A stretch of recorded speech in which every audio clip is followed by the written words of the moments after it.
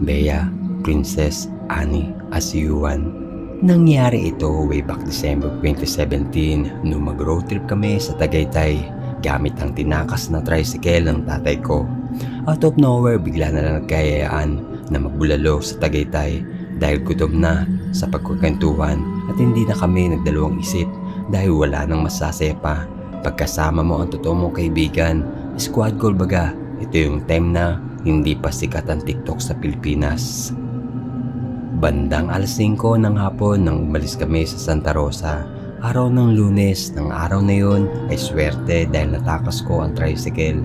Sakto dahil full tank pa ito at nakakatawa dahil nakapambahay lang kami nun. Excited ang lahat, masayang nagkakantahan at nagsisigawan pa dahil walang masyadong kasabayan sa kalsada at sobrang lamig ng hangin dahil magpapasko na. Ang bilis ng biyahe at alas 5:45 na ng oras na iyon at palubog na ang araw. Maya-maya pa ay may taong tumatakbo sa gilid ng kalsada. Ito ay isang matandang lalaki na nasa tingin ko ay nasa 60 na ang edad at sumisigaw siya ng "Huwag na kayo tumuloy! May gumagalang aswang dyan!"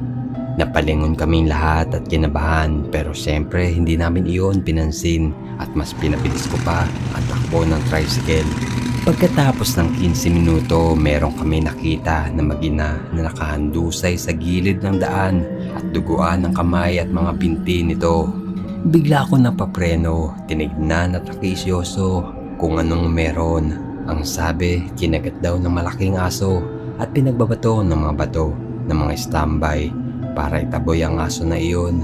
Biglang tumakbo ng mabilis at tumakas sa makapal na hamog at kadiliman. Siyempre, hindi kami naniwala agad at nagpatuloy kami sa aming paglalakbay. 5 kilometro pa ay malapit na kami sa bulaluhan at nakikita na namin ang mga nakatanim na pinya, mga kainan at kung ano-ano pa. Nung mga oras na yun ay puro hamog na sa buong kalsada at sobrang lamig na ng hangin at alas 6:30 na kami na makarating sa destinasyon. Pagdating namin sa maliit na restaurant ay wala masyadong customer. Agad na kaming nag-order at kumain ng masarap at umuusok na bulalo na may kasama pang sisig at bone marrow. Sa di malamang kadailanan, biglang lumapit sa amin at nagkwento ang isang waitress na nasa tingin ko ay nasa 40 na ang edad at may mahabang buhok at nagkwento na meron nga raw na gumagalang aswang sa highway paakyat ng Tagaytay. At hindi ko alam kung nananakot siya o nagtitrip lang. Pero nakakatakot ang itsura at boses niya kung magkwento.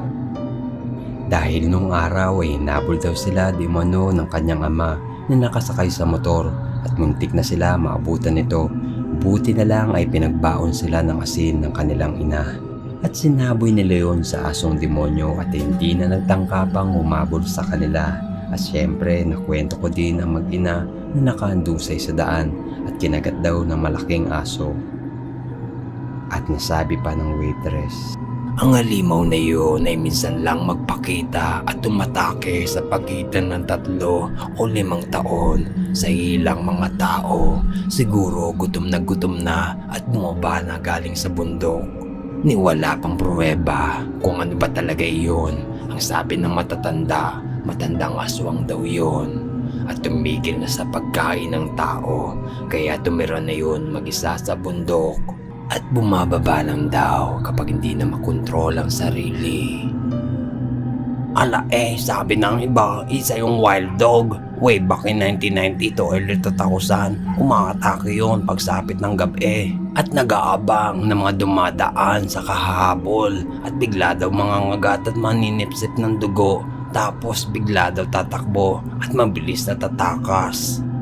Ay siya, Inday, isang mangkok ng bulalo at samahan mo na ng kalamansi at aring Pepsi. Pakibalot at pakilagay na lang din Bukas ko na lang bayaran. Maraming salamat. Pagkatapos namin kumain at nagkwentuhan ng gabi ngayon, nagdesisyon na kaming umuwi dahil alas 7:45 na ng gabi. Bago